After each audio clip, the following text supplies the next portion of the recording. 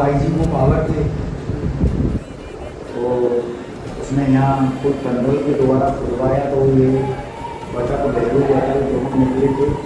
उनका पालक का रूप है, इनको दारू नशे की चीज़ नहीं चढ़ती है, इनको आटे के मीठे भजिए चढ़ते हैं और दही नमकीन जैसी चीज़ों से खुश होते हैं।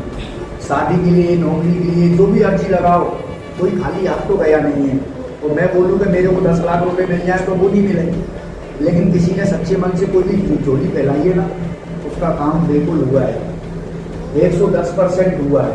नौकरी के लिए, शादी के लिए, सभी कुछ यही है, वही परमात्मा है, वही सब कुछ। और मतलब करता है नमः, बहरवा है नमः।